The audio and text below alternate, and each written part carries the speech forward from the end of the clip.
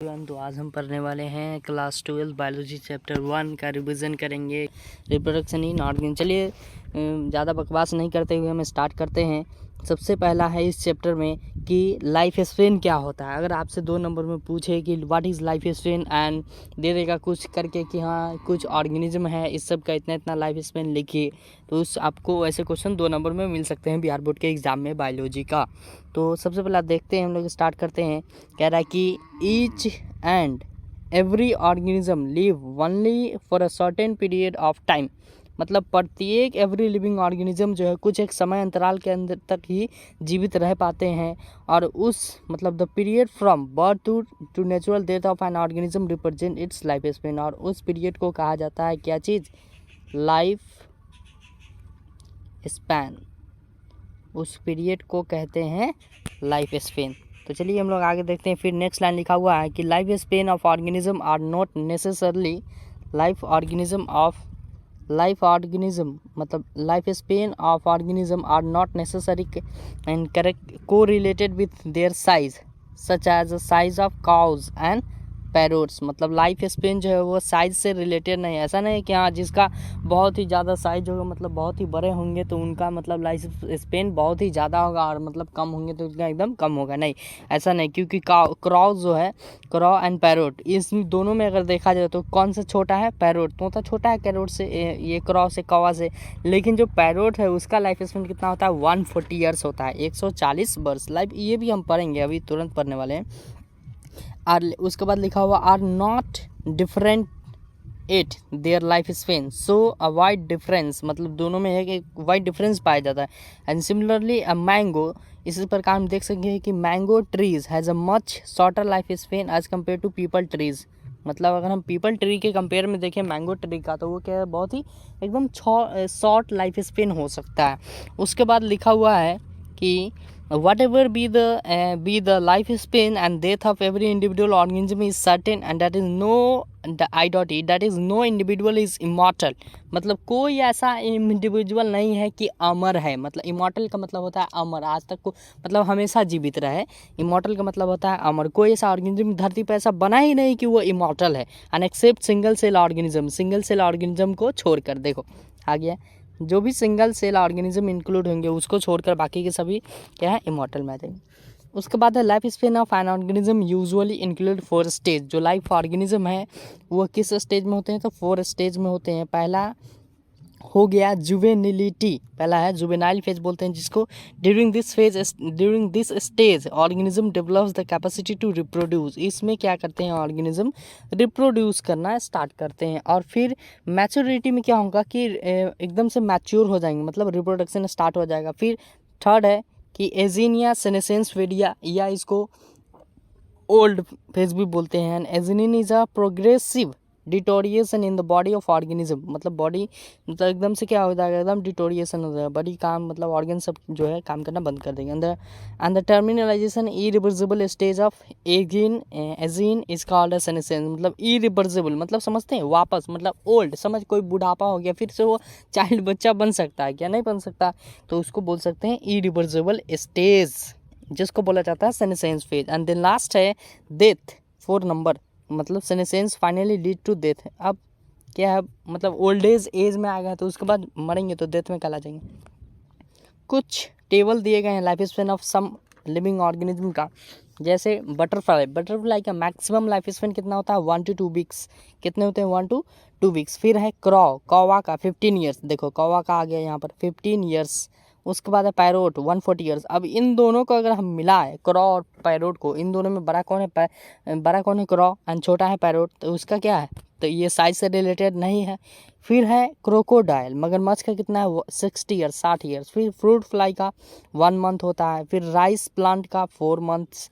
And tortoise, कछुआ, देखो इतना छोटा सा जानवर, उसका मतलब ना एकदम से कछुआ है तू, तो वैसे ही 100 ईयर्स टू 150 ईयर्स है इसका। एलिफेंट देखो हाथी इतना बड़ा है, लेकिन उसका लाइफ स्पेन कितना है?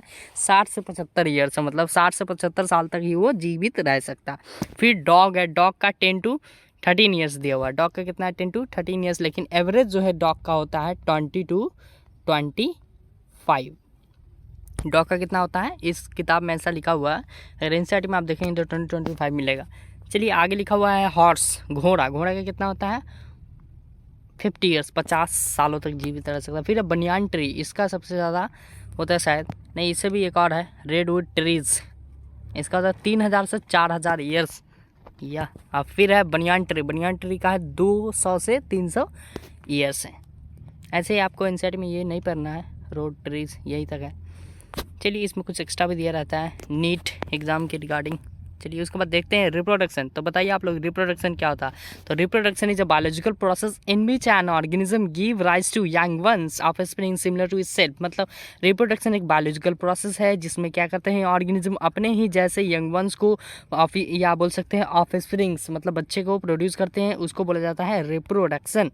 फिर है and the of spring grow, of spring क्या करेगा ग्रो करेगा, mature and in turn produce a new of spring, फिर वो क्या करेगा नया ऑफ स्प्रिंग प्रोड्यूस करेगा। एंड दस there is a cycle of birth, and फिर जो ये रिपीट होगा साइकिल, मतलब बर्थ का साइकिल, फिर growth and death and reproduction enables the continuity of the species generation after generation. इसके बाद क्या होगा एक जनरेशन से दूसरे जनरेशन, दूसरे से तीसरे जनरेशन तक ये प्रोसेस चलता रहेगा। फिर है each organism has evolve it's one mechanism to multiply and produce of spring an organism habitat and its internal physiological and several other factors are collectively responsible for now how it's produces। मतलब कहने का मतलब each organism, प्रत्येक organism के पास एक अपना mechanism होता है कि वो मल्टीप्लाई करे और ऑफस्प्रिंग प्रोड्यूस करे, और वो ऑर्गेनिज्म मतलब उसका हैबिटेट हो सकता है, उसका रहन सहन स्वभाव कैसा है, फिर उसका इंटरनल फिजियोलॉजिकल कंडीशन कैसा है, फिर several other factors collectively responsible होते हैं इसके लिए, मतलब कैसे हाउ इट्स प्रोड्यूस, मतलब कैसे प्रोड्यूस हो रहे हैं। फिर है and the reproduction methods are broadly categorised into two types and namely asexual reproduction and sexual reproduction.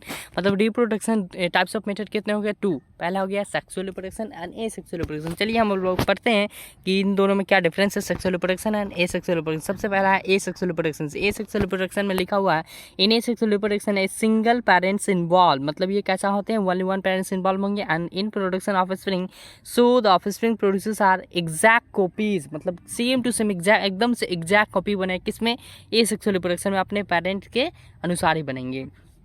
And these are morphologically and genetically similar individual are called clones. और इनमें जो बनते हैं जो ऑफ स्प्रिंग वो क्या होते हैं जेनेटिकली एंड मोर्फोलॉजिकली सिमिलर होंगे, तो ऐसे को कहा जाता है क्लॉन्स बोलते हैं। ये 2 नंबर में बोर्ड एग्जाम में पूछे गए हैं। उसके बाद asexual reproduction is common among single cell organism and in plants and animals with relatively simple organisms। asexual reproduction क्या होते हैं कॉमन सिंगल सेल ऑर्गेनिज्म और प्लांट्स एनिमल्स होते हैं, इंक्लूड होते हैं। फिर है and protista and Monera, protista and Monera, an organism or parent cell divide into to give rise to the new individuals, and thus in these organisms cell division is itself mode of reproduction। मतलब जो है protista और मोरेना में क्या होता है कि उनके पेरेंट सेल क्या हो जाते हैं डिवाइड कर जाते हैं 2 न्यू इंडिविजुअल्स में, और इस प्रकार जो ऑर्गेनिज्म का सेल होगा वो डिवाइड करके मोड ऑफ रिप्रोडक्शन कर लेंगे। फिर है टाइप्स ऑफ एसेक्सुअल रिप्रोडक्शन। तो एसेक्सुअल रिप्रोडक्शन के भी बहुत सारे टाइप्स होते हैं। पहला है फिजन। पहला टाइप कौन सा है तो फिजन। फिजन क्या होते हैं तो fission is a division of parent body, मतलब इसमें पेरेंट का जो बॉडी है वही डिवाइड कर जाएगा इनटू 2 और मोर, 2 या 2 से अधिक डॉटर सेल में या इंडिविजुअल में आइडेंटिकल होंगे, लेकिन कैसा अपने पेरेंट के ही। पहले ही पढ़े हम एसेक्सुअल रिप्रोडक्शन में कि जैसा भी बनेगा ऑफ स्प्रिंग बोलो या डॉटर बोलो, जो भी बनेगा वो कैसे होंगे सेम अपने पेरेंट के जैसे ही होंगे, आइडेंटिकल होंगे। And it is of 3 types. अब देखिए जो फिजन है वो 3 टाइप्स के होते हैं। पहला है बाइनरी फिजन। पहला क्या है binary fission, depend upon the plane of division, मतलब ये प्लेन ऑफ डिवीज़न पर डिपेंड करता है। And it is of different types simple, मतलब ये भी बहुत सारे टाइप्स के होते हैं। जैसे एग्जांपल इसका है अमीबा, फिर है लॉन्गिट्यूडनल, सिंपल, बाइनरी फिजन। पहले पढ़ लिए बाइनरी फिजन। बाइनरी फिजन भी बहुत टाइप के होते हैं। सबसे पहला है सिंपल बाइनरी फिजन, जिसका एग्जांपल है क्या चीज़ अमीबा। अगर आपसे पूछा जाए कि अमीबा किसका एग्जांपल तो सिंपल बाइनरी फिजन का। फिर लॉन्गिट्यूडनल बाइनरी फिजन का एग्जांपल क्या है तो euglena. And then transverse binary fission का एग्जांपल है पैरामीशियम। एंड मल्टीपल फिजन का एग्जांपल है अमीबा, पैरामीशियम एंड क्या लिखा हुआ है प्लास्टोटॉमी यानी कि ओपेलिना। याद कर लेना। ये दिया हुआ है न्यूक्लियस, इसका कैसे डिवाइड करता है बाइनरी फिजन इन अमीबा में दिया हुआ है कि इसका जो यहाँ पर इसका क्या है, ये न्यूक्लियस है, ये क्या है इसका न्यूक्लियस है अमीबा का। फिर ये ऐसे डिवाइड करता है इसका न्यूक्लियस, ये जो है सो, और फिर ये डिवाइड करते करते एक बार जो है 2 डॉटर सेल में अलग अलग डिफरेंट हो जाता है। लेकिन अब यहाँ पर देखो कि 2 डॉटर सेल, एक ये अलग डॉटर है फिर ये क्या अलग है, 2 डॉटर सेल आए हैं, लेकिन ये सेम टू सेम किसकी तरह लग रहा है आपको, अपने पेरेंट के जैसे ही लग रहा है ना। इसलिए इसमें कहा गया है कि मतलब जो भी आइडेंटिकल कॉपी बनेगा वो सेम होंगे अपने पेरेंट्स के जैसे। फिर है बडिंग। बडिंग क्या है, दूसरा टाइप का एसेक्सुअल रिप्रोडक्शन है कि इट इज़ अ टाइप, बोल सकते हैं it is a type of asexual reproduction and daughter individual is form from a small part or bud arising from parent body and types. An example, in yeast, bud is formed on one side of the parent cell and soon it separated and grow into a new individual. And budding also occurs in animal, like example hydra. अब देखो कि budding क्या है, asexual reproduction, sexual reproduction.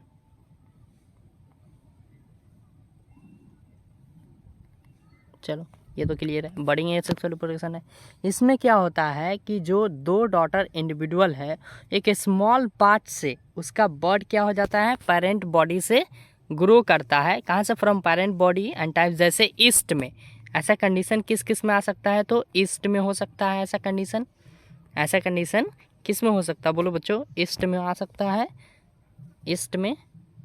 और फिर bud arise from parent cell and soon it is separated, फिर वो अलग हो जाएगा and grow into a new individual, फिर वहाँ से क्या हो जाएगा, एक अलग individual. Budding also occurs in animal, वो एनिमल में भी हो सकते हैं, एग्जाम्पल जैसे हाइड्रा।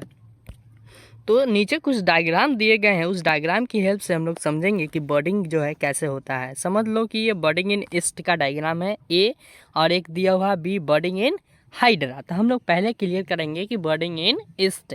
बर्डिंग इन ईस्ट में दिया हुआ है ऐसा कंडीशन, ये पेरेंट सेल है। अब इसमें तो कुछ लिखा हुआ नहीं है, तो बहुत बच्चों का डाउट क्या रहेगा कि इसमें आखिर ये जो दिया हुआ वो क्या है और ये जो दिया हुआ वो क्या है। तो बच्चों ये जो दिया हुआ है ये इसका क्या है, ईस्ट का न्यूक्लियस है। क्या है, याद कर लेना, न्यूक्लियस है। और ये क्या है, वैक्यूल, जहाँ पर उसका भोजन जो है वो क्या होगा, स्टोर होगा। वैक्यूल, ये क्या है, वैक्यूल, और ये है उसका न्यूक्लियस, ये है वैक्यूल। फिर इसका जो है पेरेंट बॉडी जो है, फाइनली क्या होता है, धीरे धीरे ये जो न्यूक्लियस है वो यहाँ से इस टाइप का ऐसे होते होते हुए ऊपर की तरफ ऐसे एक बर्ड निकल जाता है, फिर यहाँ से एक न्यूक्लियस इसमें, और फिर ये न्यूक्लियस डिवाइड करके यहाँ से एक बर्ड अलग ग्रो कर जाता है, फिर यहाँ से एक नया प्लांट ग्रो करेगा, फिर यहाँ से क्या होगा कि एक नया प्लांट ग्रो करेगा।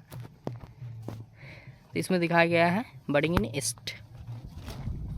फिर है आपको हाइड्रा में, देखो हाइड्रा में हम लोग समझते हैं, हाइड्रा में दिया हुआ है कि हाइड्रा में क्या होता है कि यहाँ पर इसका माउथ है ये हाइड्रा का, फिर ये क्या है, यहाँ से एक बर्ड ऐसे ग्रो कर जाते हैं और यहीं से एक नया प्लांट निकल जाता है जिसको बोला जाता है हाइड्रा। ये सब डायग्राम आपसे नहीं पूछे जाएंगे, ये ज़्यादा चांस रहता है ये बर्डिंग वाला पूछे जाने का। अगर ये ऐसा पूछा जाता है व्हाट इज़ बर्डिंग एंड, तो आप लिख देंगे एसेक्सुअल रिप्रोडक्शन का टाइप है एंड इसमें जो डॉटर सेल है वो डिवाइड करके एक स्मॉल पोर्शन से अलग एक प्लांट बॉडी पेरेंट बॉडी से अटैच ही रहता है, लेकिन वो अगला न्यू प्लांट बना लेता है, वहाँ से पेरेंट बॉडी से जनरेट होकर अलग एक इंडिविजुअल ग्रो कर जाता है, उसको बोला जाता है बर्डिंग। अगर आपसे एग्जाम्पल पूछे तो आप लिख देना बर्डिंग इन ईस्ट एंड बर्डिंग इन हाइड्रा। अगर डायग्राम बनाना चाहो तो डायग्राम ही बना सकते हो बोर्ड एग्जाम में, और भी बेटर रहेगा। अब है गैमी।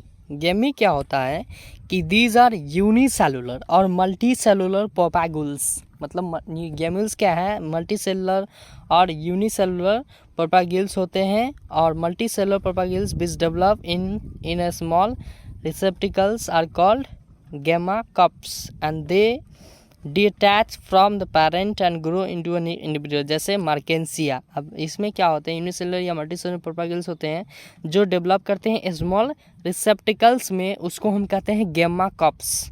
Called gemma cups and they detach, फिर वो क्या हो जाते हैं, अलग हो जाएंगे पेरेंट्स बॉडी से और ग्रो करेंगे वहाँ से न्यू इंडिविजुअल, जैसे इसका एग्जांपल है मार्केंसिया। फिर है स्पोरुलेशन। अब स्पोरुलेशन क्या है, तो स्पोरुलेशन एक एसेक्सुअल रिप्रोडक्शन का टाइप ही है। अब स्पोरुलेशन क्या है, तो under unfavourable condition the amoeba withdraw its pseudopodia and secretes a three-layered hard covering around itself, and this process is known as incestation। इस प्रोसेस को क्या बोलते हैं, इंसिस्टेशन बोलते हैं।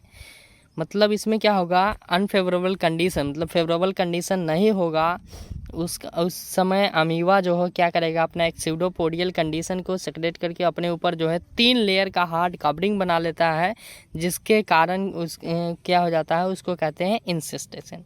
उसके बाद लिखा हुआ है on the arrival of favourable condition. तो अनफेवरेबल में ऐसा होगा, तो फिर फेवरेबल कंडीशन में कैसा होगा, on the favourable condition and encysted amoeba divides by multiple fission. फिर जो इंसिस्टेड अमीबा है वो डिवाइड कर जाएगा मल्टीपल फ्यूजन की हेल्प से, and produce and many amoeba, बहुत सारे अमीबा प्रोड्यूस करेंगे, and pseudospores to spores, and pseudospores से क्या निकलेगा, spore, and the cysted walls burst, जो सिस्टेड वाल वो क्या हो जाएंगे, फट जाएंगे, and these spores liberated in medium to grow up in amoeba, and this phenomenon is known as sporulation, और इस phenomenon को कहते हैं sporulation। उसके बाद है members of kingdom fungi and algae produces a special asexual reproductive structure such as a microspore, single cell thin or thick walled propagules called spores। मतलब जो मेंबर है किंगडम फंगी और एल्गी वो प्रोड्यूस करते हैं एक स्पेशल एसेक्सुअल रिप्रोडक्शन का structure, जिसको कहते हैं माइक्रोस्कोपिक सिंगल सेल्ड थीन और थिक वाल्ड प्रोपेगल्स, उसको कहते हैं क्या चीज़, स्पोर्स। अब एक common asexual reproductive structure are zoospores. Common asexual reproductive structure कौन सा है, तो जू स्पोर्स है, जिसको हम मोटाइल एंड फ्लैजिलेटेड बोलते हैं, जैसे क्लैमाइडोमोनास हो गया। फिर कोनोडिया है जो कि नॉन मोटाइल होते हैं, कोनोडिया नॉन मोटाइल होते हैं और क्या होते हैं, एंड प्रोड्यूसर एक्सोसेंसली नॉन मोटाइल, और फिर जो क्या हो जाएगा, इसका एग्जांपल है पेनिसिलियम। फिर है क्लैमाइडोमोनास एंड थिक वाल्ड का होते हैं, क्लैमाइडोस्पोर, मोनास नहीं, क्लैमाइडोस्पोर क्या है, थिक वाल्ड के होते हैं एंड नॉन मोटाइल होते हैं, जैसे राइजोपस। एंड ओडिया दिया हुआ है यहाँ पे, small thin walled fragments, and Agaricus and sporangiospore non motile endospore होते हैं, जैसे Mucor and gemmules endogenous bud and sponges example है इसका। डायग्राम दिखाया गया ये गेम्यूल्स का है, ये आपको एसेक्सुअल रिप्रोडक्टिव स्ट्रक्चर पहला क्या है, जू स्पोर्स का ये है, फिर क्लैमाइडोमोनास का डायग्राम ये है, यहाँ से कोनिडिया फॉर्म हो जाता है, फिर ये लास्ट जो है दिखाया गया है कोनिडिया, बी दिया है कोनिडिया इन पेनिसिलियम, और ए है जू स्पोर्स ऑफ क्लैमाइडोमोनास, और सी है गेम्यूल्स ऑफ स्पॉन्जेज में गेम्यूल्स का होना। चलिए हम लोग पढ़ते हैं वेजिटेटिव रिप्रोडक्शन। तो वेजिटेटिव रिप्रोडक्शन क्या होता है कि vegetative reproduction is also a type of asexual reproduction. Vegetative reproduction एक प्रकार का एसेक्सुअल रिप्रोडक्शन का टाइप ही है। It is common used in plant, uncommonly use किस में होते हैं, प्लांट में, and the units of vegetative reproduction are called vegetative propagules. जो यूनिट्स है वेजिटेटिव रिप्रोडक्शन का उसको हम क्या बोलते हैं, वेजिटेटिव प्रोपाग्यूल्स बोलते हैं। एंड जैसे वो क्या क्या हो सकते हैं, तो रनर जिसको ऑक्जालिस बोलते हैं, राइजोम जिंजर में होते हैं, शक्कर बनाना में, ट्यूबर पोटैटो में, ऑफसेट इकॉर्निया में होते हैं, एंड बल्ब गार्लिक में होते हैं, are some examples of vegetative propagules. चलिए यहाँ पर दिखाया गया डायग्राम में, जैसे यहाँ पर पोटैटो दिया है, पोटैटो में क्या है, ये आइज़ है। अब इस आइज़ को क्या बोलते हैं, तो एक्सिलरी बर्ड है ये, और यहाँ पर जर्मिनेटिंग बर्ड्स दिया हुआ है, और इसमें एडवेंटिशियस रूट है, नोट्स है, एंड बर्ड्स ग्रो कर रहा है। फिर यहाँ पर दिया हुआ है सी क्या है, तो आपको पहला पोटैटो था, दूसरा राइजोम ऑफ जिंजर है, तीसरा ऑफसेट ऑफ वाटर हायसिंथ है ये तीसरा। उसके बाद दिया है number 4 leaf birds of Bryophyllum, D में एडवेंटिशियस रूट है इसमें, और क्या दिया हुआ है, यंग प्लांट ग्रो करेगा यहीं से, फिर मार्जिनल नोट्स है, एंड बल्बिल ऑफ अगेव, ई में दिया हुआ, डायग्राम नहीं दिया है, डायग्राम है ये बल्बिल जिसको बोलते हैं, ये रहा बल्बिल का डायग्राम। फिर है water hyacinth also called terror of Bengal. Water hyacinth को टेरर ऑफ बंगाल के नाम से जानते हैं, बंगाल का आतंक, and is one of the most invasive weed, खतरनाक weed, and which was introduce in India for its a beautiful flower and shape of leaves. इसको इंट्रोड्यूस किया गया इंडिया में बहुत ही beautiful flowers and shape of leaves के लिए, पत्तियों के लिए, and propagate vegetatively and phenomenon rate and spread all over the water body। मतलब जितना भी वाटर बॉडी सभी में इनको क्या कर दिया गया, स्प्रेड कर दिया गया। सो स्टूडेंट्स, आई होप आप लोगों को ये वीडियो पसंद आया। अगर पसंद आया तो हमारे चैनल को सब्सक्राइब करिए एंड वीडियो को लाइक करिए।